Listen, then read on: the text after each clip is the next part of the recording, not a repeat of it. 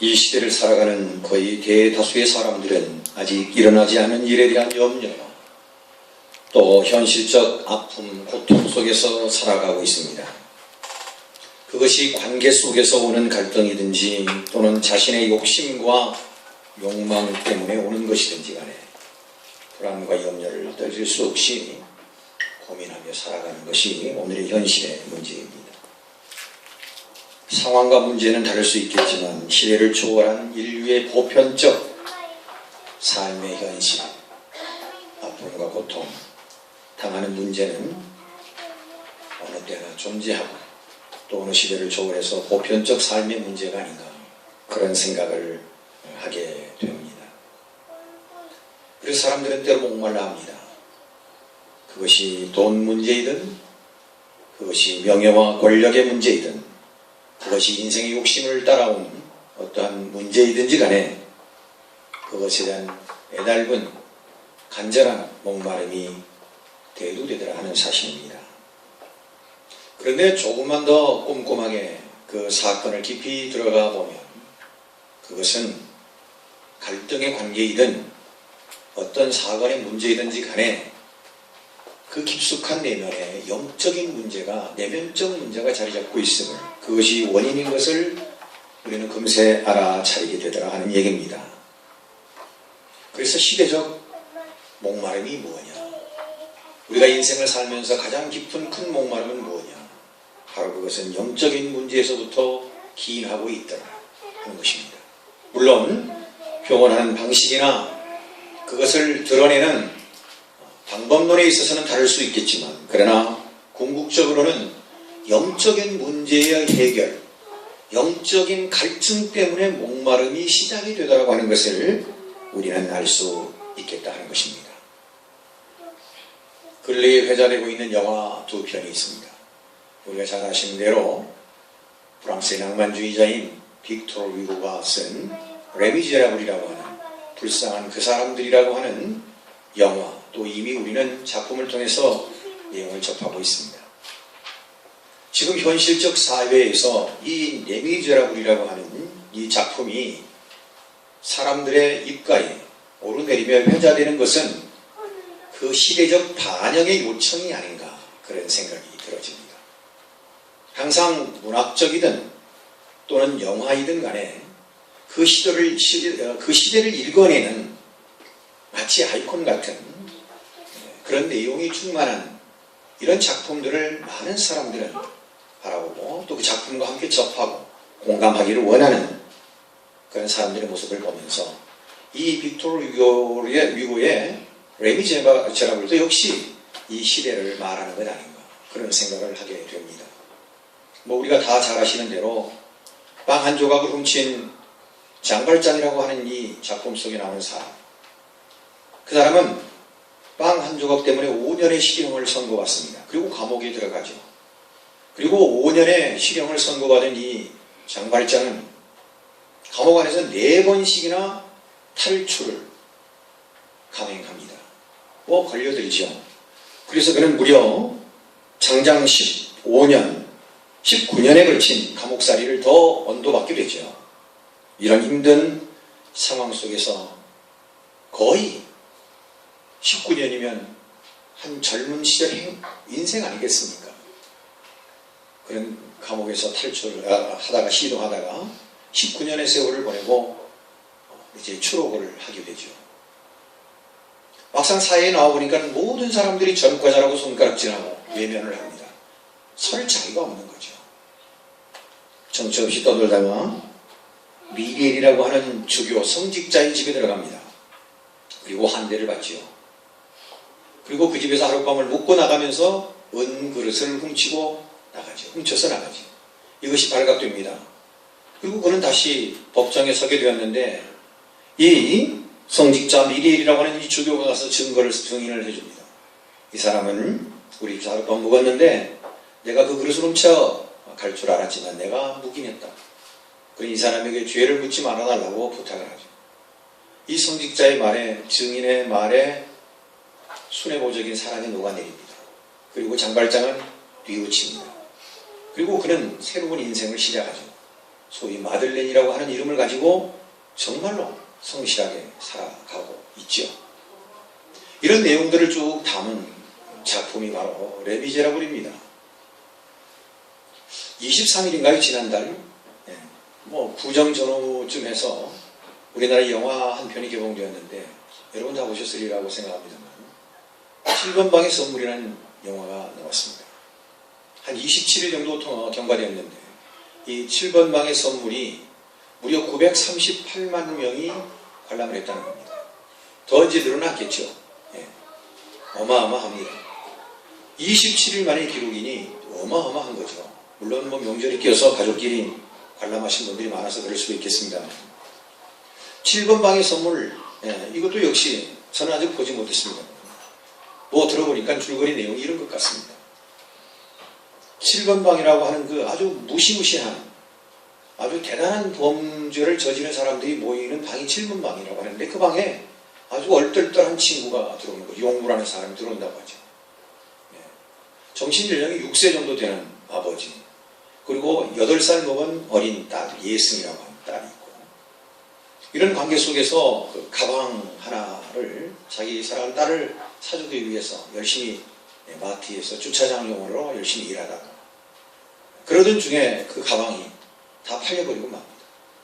당황한 나머지 그 가방을 또 구하기 위해서 이렇게 동분서주하는데 마지막 가방을 상한 경찰청장의 딸이 또 다른 곳에 가방이 있다고 말하니까 이제 따라가서 그 가방을 자기 딸의 것으로 사주기 위해서 따라가다가 사고를 당하죠.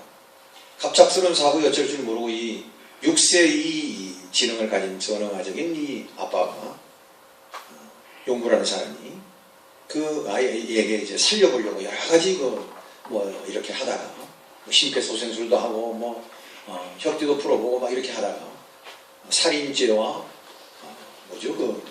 성폭행 그 이제 죄를 뒤집어 쓰는 거죠. 누명을 쓰는 거죠. 그리고 7번 방에 갇히게 됩니다.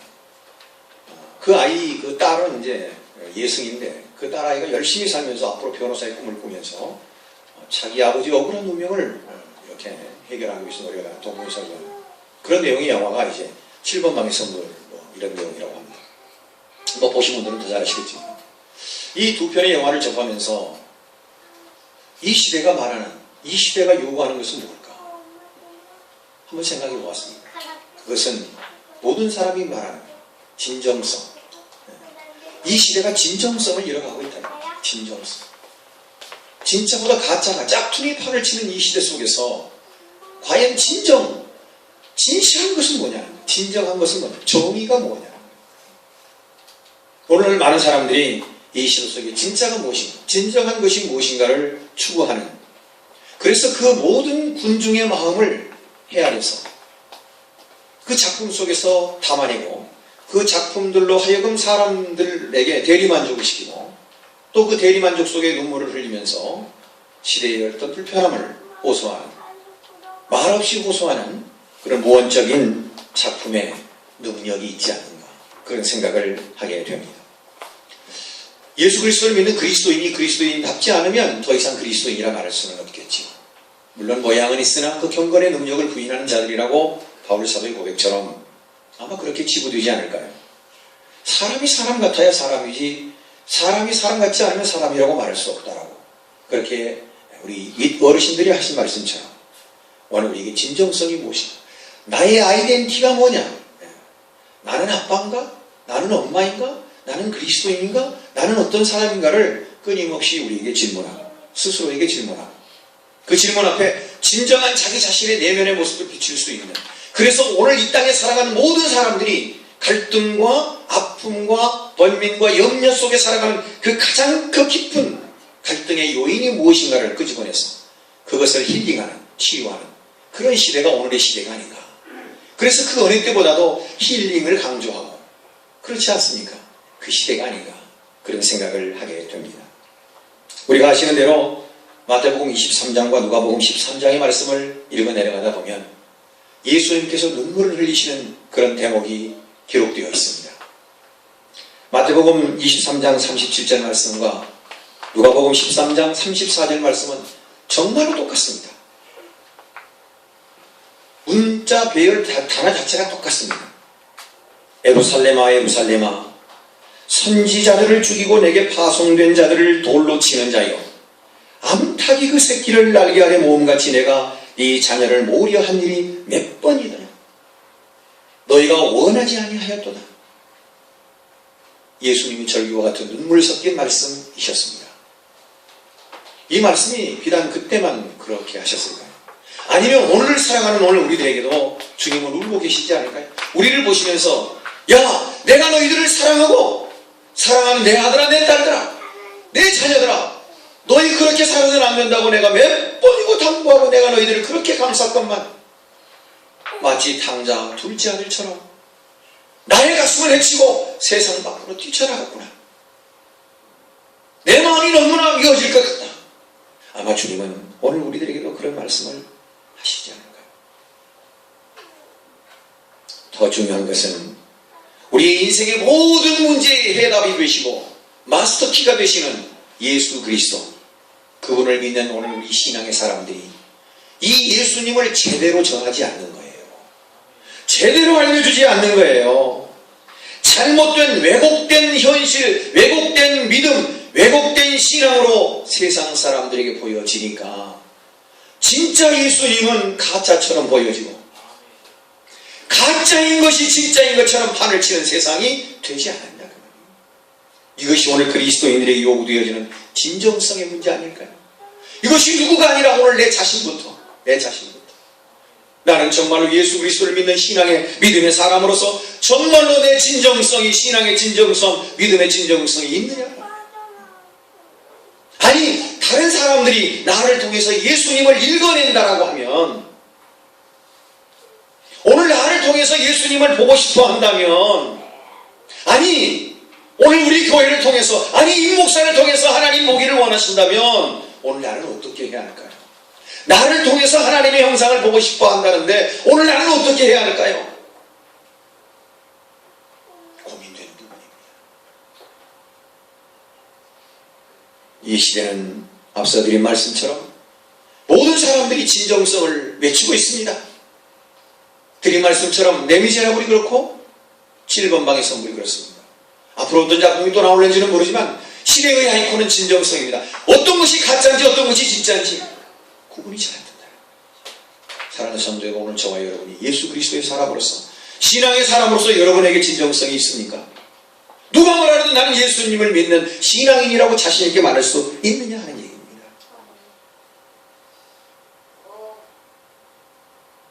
하나님은 인생이 절망할 때, 또 하나님은 인생의 중요한 문제를 결정할 때, 또 어떠한 사건이 임했을 때 하나님은 질문하셨습니다. 우리가 잘 아시는 대로 창세기서에 보면 아담이 범죄합니다. 그때 아담에게 하나님이 부르십니다. 아담아 어디 있냐? 부르심보다는 질문하시는 거죠. 야, 너 어디 있어? 아담아, 사람아 너 어디 있느냐? 오늘 우리를 부르지 않으실까요, 주님이? 사랑하는 한국인 집사예요. 너 사랑한다고 했지. 우리가 몹시 절망할 때 주님의 음성 간절하게 들릴 줄로 믿습니다. 우리가 어떤 세상을 살아갈 때, 중요한 문제를 만나게 될 때에, 중요한 결정을 하게 될 때에 주님 앞에 머리 숙이고 기도하면 주님의 음성이 들리지 않을까요? 한 여인이 시장에 가서 밀가루를 사가지고 함지박에다가 부어서 이고 집으로 돌아옵니다. 먼 시골집으로 가야 하기 때문에 그 여인은 장에 밀가루를 사서 함지박에 이고서 길을 떠나 출발하고 집으로 갑니다. 시골집이라 옛날에는 교통편도 좋지 않아서 머리에 이고 먼 길을 갑니다. 그런데 함지박에 구멍이 생긴 거예요. 앞에서 샜으면 금방 알아차렸을 텐데 뒤쪽에서 공교롭게 세어서 여인은 그냥 하염없이 집을 향해 걸어가고 있었고 함지박에 담긴 밀가루는 계속해서 흘러내렸습니다.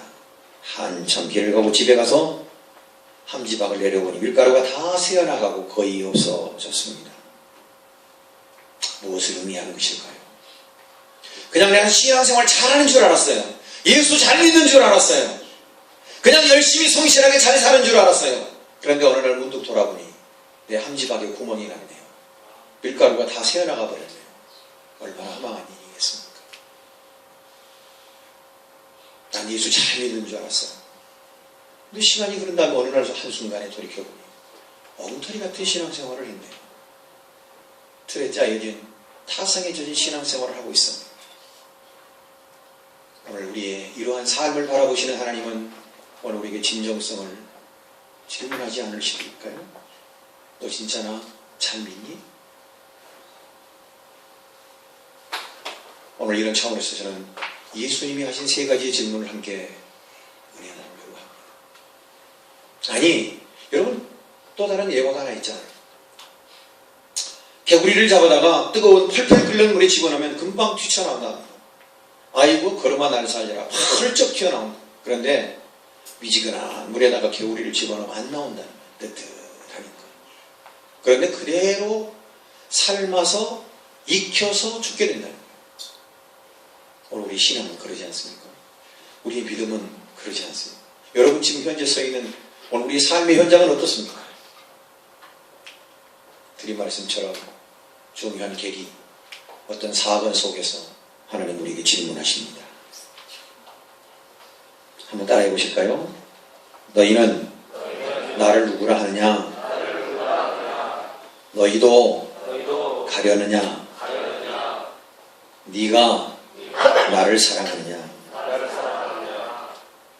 예수님은 제자들에게 이와 같은 질문을 하셨습니다. 좀 번거로우시겠지만 제가 그래서 오늘 본문을 세 군데를 잡고 일부러 우리가 함께 같이 묵상하는 말씀이 좋겠다 싶어서 함께 읽었습니다.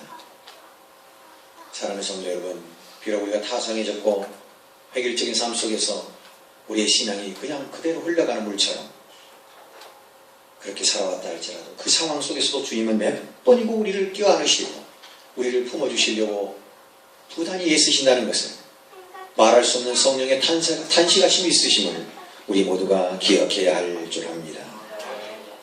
첫 번째로 질문, 마태복음 16장 15절 이하에 있는 말씀, 우리가 너무나 잘 아는 내용의 얘기입니다. 이르시되 너희는 나를 누구라 하느냐. 이 말씀의 요지는 뭘까요? 우리의 신앙관입니다. 신앙관. 여러분의 신앙관은 어떻습니까? 어떻게 생각하느냐, 어떻게 사고하느냐에 따라서 그 사람의 삶의 방향이 달라집니다.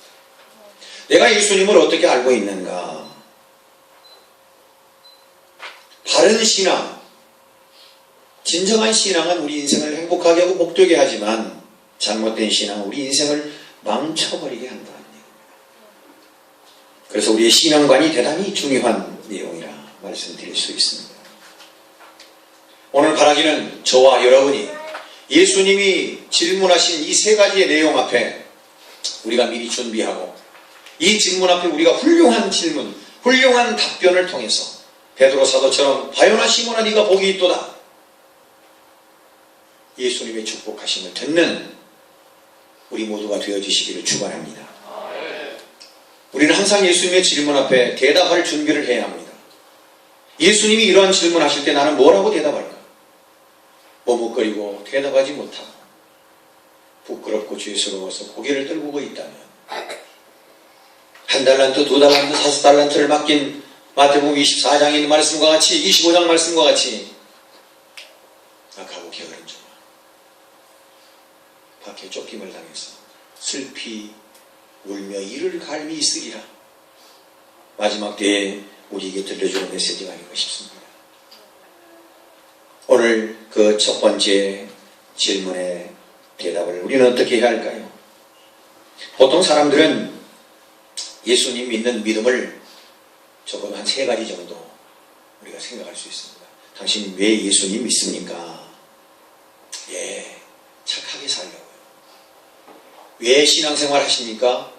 예, 정직하게 살아야 되지 않겠어요? 신앙생활을 윤리나 도덕적, 교양 정도로 생각하는 사람들이 있습니다. 여러분 어떻습니까? 여러분의 신앙은 여러분이 무슨 도덕이나 윤리나 교양적 차원점으로 생각하고 신앙생활을 하십니까? 그런 부류의 사람의 한 사람들. 여기는 많은 철학자들이 여기에 가담하고 있다고 합니다. 통계적으로. 우리의 인생 삶에 윤리적이고 도덕적이고 좀 인간의 질, 인간의 퀄리티 자체를 좀 높이기 위해서 고상한 사람이 되기 위해서 예수 믿고 교양 있고 수준 있는 사람처럼 살기 위해서 신앙생활하는 사람의 부류가 있다는 거예요. 두 번째는 우리가 너무나 잘 아시는 기복신앙입니다. 예수님 믿으면 자녀가 잘 된다니까. 예수님 믿으면 사업이 잘 된다니까. 이 땅의 성공을 위해서 예수 믿는 사람도 있습니다. 여러분은 어떻습니까? 혹 기복신앙관을 갖고 계시는 분 않습니까? 아니 예수 믿으면 주일을 한 주 빠지면 왠지 찝찝해. 왠지 이상해. 예수 믿어야 자녀들이 잘 된다면서. 예수 믿어야 사업이 그렇게 성공한다네. 예수 믿으면 잘 된대. 여러분 신앙 그렇습니까? 이름하여 우리는 기복신앙이라 이렇게 얘기합니다. 세 번째 신앙은 구원적 예수님관입니다.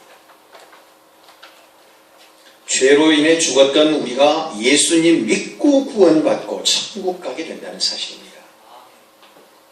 아멘이십니까? 교양이나 윤리적 인간의 질, 삶의 퀄리티를 높이기 위해서 예수를 믿는다면 그것은 그것을 끝나버리는 거예요. 현실이 안 좋아하는 거예요. 기복신앙 마찬가지입니다. 예수 믿으니까 잘 되고 성공하고 그럼 안 되면 어떻게 할 거예요? 안 되면 어떻게 할 거예요?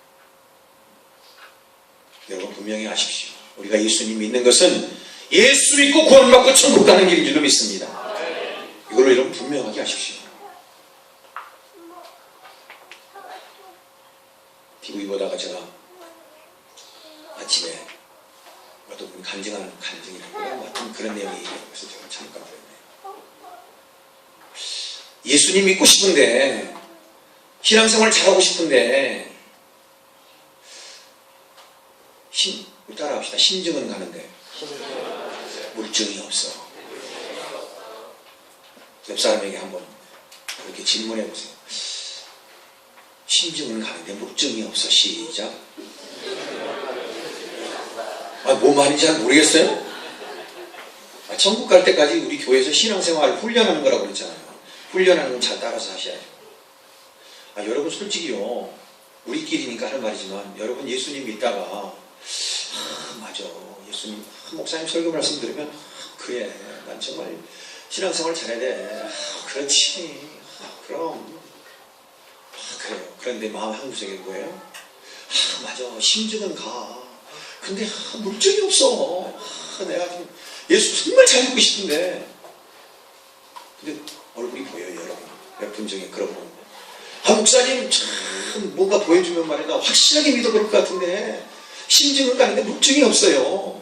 물증만 보여준다면 여러분들이 그러시 않나요?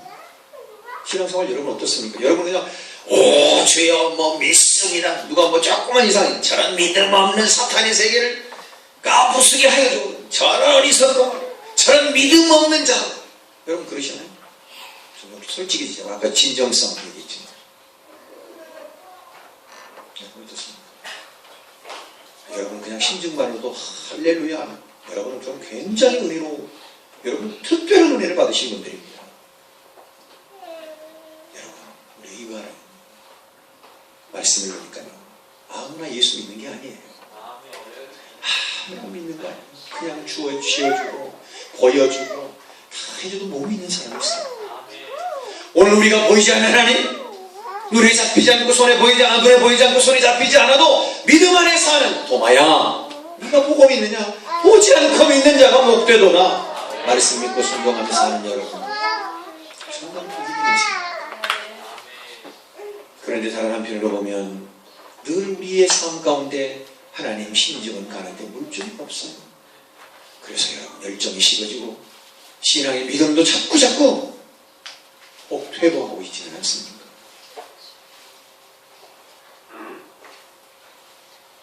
제가 한 가지 분명한 사실을 말씀드릴게요. 다른 건 다 차지하고서 예수님이 부활하신 사건은 분명한 현실적 사건입니다. 역사적 사건입니다. 역사적 물증입니다. 다른 건 몰라도 예수님이 부활하셨다는 사실을 믿으시기를 축원합니다. 예수 부활 나의 부활. 아멘. 예수 부활 나의 부활. 예수님이 부활하신 것보다 더 정확한 물증은 어디가 있어요? 어디 있냔 말이에요. 신정은 가는데 물증이 없다고. 예수님의 부활을 믿으시기를 축원합니다. 당황하지 마세요. 학교의 선생님이 교육청에서 장학사님이 나오셨어요. 학생들의 수업 상태를 점검하고 학생들의 수업 상태를 지도하러 온 거예요. 오신 거예요. 장학사님. 선생님이 열심히 수업을 합니다. 그러면 반 아이들 중에 공부 잘하는 아이들도 있고 공부 못하는 아이들도 있을 거 아니겠어요? 다 공부 잘해요? 그거 아니잖아요. 선생님이 막 강의하시고 거의 끝났습니다. 다 끝났어요. 그래서 장학사님이 교실 앞에 딱 서셔서 오늘 선생님 여러분 오늘 선생님께서 하신 말씀 잘 들으셨죠? 오늘 공부 잘했죠? 네. 제가 몇 학생에게 질문하겠습니다. 선생님 가슴이 콩닥콩닥 뜁니다. 장학사가 공부 잘하는 아이에게 물어보면 얼마나 좋겠어요. 똑똑하니까. 선생님이 기대 이상의 대답을 해줄 수 있을 거라고 생각이 되기 때문에. 그렇잖아요. 그럼 저애는 뭐 내가 가르치는 걸 잘 알고 있고 쟤는 내가 가르친 거에 오히려 더 많은 것을 장학사님한테 얘기하면 나는 업되겠지. 그런 생각하지 않을까요? 근데 놀라운 것은 장학사님이 공부 제일 못하는 애에게 물어보는 거예요. 평상시 말도 잘 안 듣고 수업 시간에도 딴짓하고 뭐 하도 떠들고 말하는데 야 너 뭐 그러면 엉뚱한 소리나 하고 말이야. 선생님 배고파요 밥 먹고요 뭐 그런다든지 시간 다 됐어요 선생님 뭐 그런다든지 되게 보면 공부 못하는 아이들이 그런단 말이죠. 그런 아이에게 만약에 장학사님이 딱 오늘 수업 잘 받았죠? 네? 오늘 뭐 배웠어요? 생각이 잘 안 나는데요 뭐 그런다든지 뭐 엉뚱한 소리를 한다든지 이건 정말로 세상 말로 미칠 노릇이다. 선생님 1시간 동안 내내 수업하면서 진땀 흘렸는데 평가받는 거잖아요. 여러분 어떠세요? 여러분 어떻습니까? 신앙생활하면서 신앙생활 잘하는 사람에게 예수님이 누구냐고 물어봐야지. 신앙생활 엉망으로 하는 사람에게 가서 예수님 어떤 분이에요? 나 몰라. 왜곡된 답을 받을 수밖에 없어요. 예수 잘 믿는 신앙생활을 정말 잘하는 사람에게 가서 예수 믿으니까 어떻던가요? 신앙생활은 어떤 겁니까? 그렇게 물어봐야지. 그래 생각나면 교회 오고 기분 나쁘면 안 오고 바쁘면 안 오고 누구 보고 뭐 들으라고 하는 얘기 아니에요. 괜히 뭐 자책감 갖지 마세요. 아니 신앙생활을 잘하는 분한테 가서 신앙생활 하니까 어떤 유익이 있습니까? 그렇게 물어야 되는 거 아닌가요? 신앙생활을 지지도 안 하고 못한 사람한테 가서 예수님이 어떻고 신앙생활 대충이요. 아니면 글쎄 나도 모르겠어. 다음 주에 나 바쁜 일이 있는데 요새 내가 참 안 좋아. 바라기는 예수 참 믿는 분한테 가서 신앙 상담하시고 예수 참 믿는 사람한테 가서 예수님 물어보시기 바래요. 아니 그보다 더 정확한 것은 예수님에게 물어보면 정확해요. 할렐루야. 우리의 신앙관, 바른 신앙관, 기복신앙관 안 됩니다. 교양이나 인간의 삶의 질 높이기 위해서 하는 신앙관 안 됩니다. 예수 부활 나의 부활, 예수님이 나의 생명을 구원하시고 그 구원받는 백성이 천국 갈 수 있다는 확신을 가지시길 축원합니다. 예수님은 우리에게 묻습니다. 너는 나를 누구라고 하느냐? 저는 그리스도시요 살아계신 하나님의 아들이십니다. 오직 예수님만이 나를 구원하시고 오직 예수님만이 나의 삶을 주관하십니다. 그분을 믿을 때 천국 가고 그분을 믿을 때 진정한 삶의 평안을 행복을 누릴 수 있습니다. 고백하는 저와 여러분 되시기를 축원합니다. 두 번째 요한복음 6장에 있는 말씀, 너희도 가려느냐 하는 말씀, 우리가 너무나 잘 아는 내용의 말씀입니다. 여러분, 오늘 말씀을 우리의 말씀 내용 살펴보면 요한복음 6장은 소위 말해서 에고에임이라고 하는 말씀으로 우리가 생각할 수 있습니다. 에고에임이는 예수님은 나는 무엇이다 라고 하는 뜻인데, 나는 예를 들면 생명의 떡이다. 또 더 나아가서는 예수님은 길이요 진리요 생명이다. 또 나는 양의 문이다. 또 뭐 여러 가지 7가지 말씀을 해 주셨지요. 여러분, 오늘 우리가 예수님을 어떻게 알고 믿느냐, 중요한 내용입니다. 예수님은 제자들이 끊임없이 내가 며칠 지난 후에 사람들에게 잡혀가고 십자가의 못을 받고 죽게 될 것이다. 그 이유는 너희들에게 새로운 생명을 주시기 위해서다. 끊임없이 가르쳤습니다. 그리고 예수님께서 제자들과 더불어서 늘 뒤에 있을 때마다 천국에 대한 내용의 이야기를 가르쳤습니다. 특히 요한복음에서 가르쳐 주시는 귀중한 말씀은 말씀드린 것처럼 예수님이 누구냐 하는 것에 대한 질문에 대한 답이었습니다. 하늘에서 내려온 떡이다, 세상의 빛이다, 양의 문이다, 선한 목자다, 부활이요 생명이다, 길이고 진리고 생명이다, 나는 참 포도나무다. 그렇게 했지만 세상의 유혹에 눈이 멀어서 세상 길로 가는 대마와 같이, 또 가룟 유다와 같이 그런 인생도 있다라고 하는 사실입니다. 제자들에게 하신 주님의 말씀은 이제 너희도 세상에 힘들고 어려운 일이 있으면 나를 버리고 갈래? 갈 것이냐? 하는 말씀입니다. 사랑하는 성도 여러분, 신앙생활하다가 조금만 어렵고 힘든 일이 있어도 여러분 신앙을 내려놓고 혹시 절망하지는 않습니까? 주님 말씀하십니다. 내가 길이고 내가 진리고 내가 생명이다. 나로 말미암지 않고는 아버지께로 갈 자가 없다. 그래서 신앙은 훈련입니다. 훈련을 잘해야 합니다. 훈련의 교재는 말씀입니다. 말씀, 바른 말씀을 통해서 고백적 신앙, 즉 하나님의 말씀을 통해서 오늘 우리가 영육이 강건해지는 말씀의 바른 신앙관을 가져야 될 줄로 믿습니다. 그렇습니다. 예수님은 생명의 떡입니다. 오늘 우리에게 영적인 양식을 주시는 분이십니다. 오늘 우리가 말씀 속에서 깨달아야 할 것은 요한복음 6장에 보면 디베라 바닷가에서 너무나 잘 아시는 오병이어의 사건을 베푸셨습니다. 많은 사람들이 그냥 먹는 게 아니라 배불리 먹고 몇 광줄이 남았어요? 헷갈리십니다. 1번 6광줄이, 2번 10광줄이, 3번 12광줄이, 4번 22광, 4번은 안 될 것 같은데. 몇 광줄이에요? 대답을. 이거 하나님만 못하네. 괜히 말했다 틀리면 어떻게 하나. 가만히 있으면 그냥 여러분 상당히 지혜로우셔요. 몇 광줄이 남았어요? 12광줄. 5,000명을 먹이시고도 12광줄에 남는 이 풍성한 하나님의 기적의 현장을 보고서도 많은 사람들은 어떻게 했어요? 배부르니까 다 떠나버렸어요. 다 떠나버렸어요. 네. 먹을 걸 해결해 주니까 다 뿔뿔이 흩어져 갔어요. 여러분 신앙생활 하다가 여러분 배부르면 다 떠나가시렵니까? 예수님께서 여러분의 기도를 응답하시고 여러분의 문제를 해결해 주시면 디베레 바닷가 12광줄이 먹고 남는 이 놀라운 기적의 현장 앞에서 배부르니까 다 예수님 뿔뿔이 흩어져 떠나가 버리는 이 현장. 예수님 그 생각하시면서 너희들도 나를 떠나려나? 너희들 기도 응답받으면 갈래? 힘들고 어려우면 내 나를 모른다고 떠나갈래? 가룟 유다처럼 말이야. 나 떠날래. 사랑하는 성도 여러분, 예수를 끝까지 붙드시길 축원합니다. 생명의 떡을 먹지 않으면 살 수 없습니다. 말씀이 생명의 떡인 줄로 믿습니다. 어떤 상황, 어떤 어려움이 올지라도 말씀의 떡이 존재하는 교회를 떠나지 마시기를 축원합니다.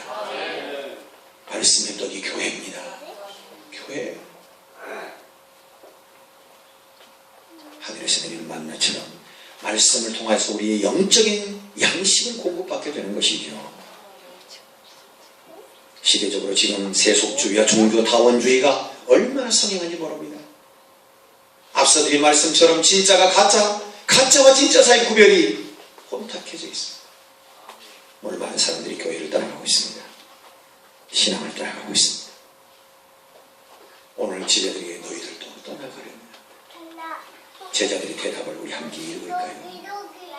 영생의 말씀 따라합시다. 영생의 말씀이 주께 있사오니 우리가 누구에게로 가오이까? 이 말씀을 준비하시기를 축원합니다. 주님, 내가 어려워도 힘들어도 주의 영생의 말씀이 주께 있사오니 내가 주님을 어찌 떠날 수 있사오리까? 귀한 고백을 하는 사랑하는 성도들 되시기를 축원합니다. 예수 잘 믿고 신앙생활 잘하면 걸림돌이 디딤돌 될 줄로 믿습니다. 어제는 나에게 걸림돌이었지만 오늘은 그것을 밟고 넘어갈 수 있도록 우리 주님 우리에게 디딤돌로 만들어주실 줄로 믿습니다. 세 번째, 우리가 너무나 잘 아시는 요한복음 21장 15절입니다.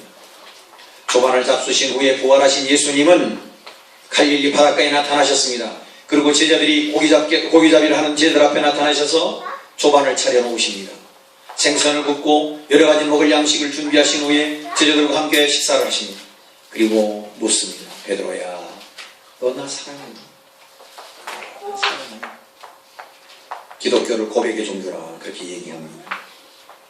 사랑하는 성도 여러분, 우리는 주님 앞에 고백할 때 어떤 고백을 드려야 할까요?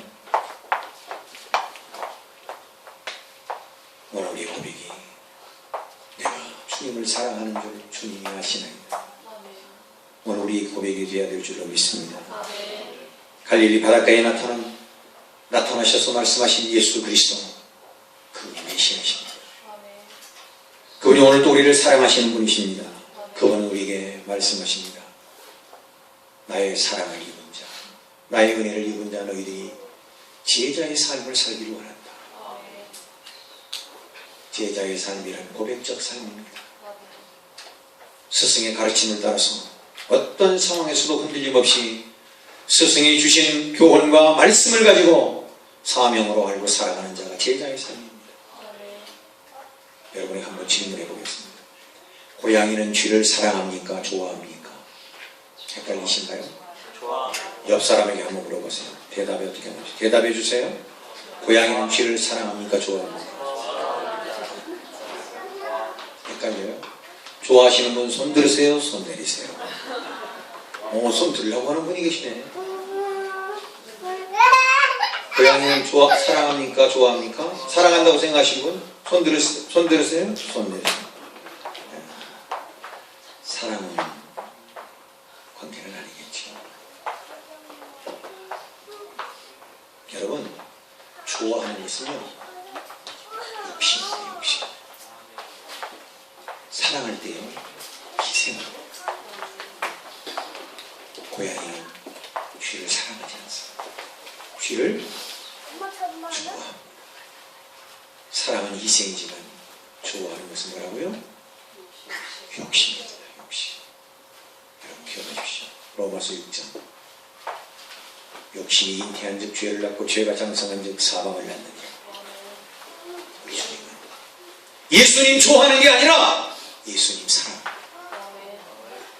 제자의 삶을 요구하고 계시는 것을 믿으시기를 말씀을 정리합니다. 우리가 위기를 만나거나 절망적인 상황에 놓일 때, 어떤 사건을 만날 때 우리 주님 우리에게 질문하십니다. 첫째, 너는 나를 누구라고 하냐? 바른 신앙과 오직 예수 믿는 나의 구주가 되십니다. 위기와 상황 앞에서 우리 주님은 우리에게 질문하십니다. 너희도 배부르면 환란이 닥치면 나를 떠나겠다. 우리의 입술에 나오는 고백은 주님, 내가 주님을 사랑합니다. 주께서 아십니다. 그런 고백의 소유자들 계시길 축원합니다. 오늘 우리 주님은 우리에게 너무나 사랑하는, 좋아하는 게 아니라 사랑하는 모습. 사랑은 희생이 수반되어야 합니다. 주님의 사랑 앞에 우리도 그 사랑을 배워서 주님 사랑하며 제자된 삶을 사시는 충성된 저로 되시길 축원합니다. 사랑해 주님 감사합니다. 주님의 질문 앞에 대답할 수 있는 준비를 하게 하옵소서. 시대가 어렵습니다. 갈수록 진정성이 상실되어져가는 이 시대 속에서 혹 우리의 신앙도 진정성을 잃어버릴까 두렵습니다. 하나님 붙들어 주시옵소서. 예수님 이름 받들고 기도드립니다.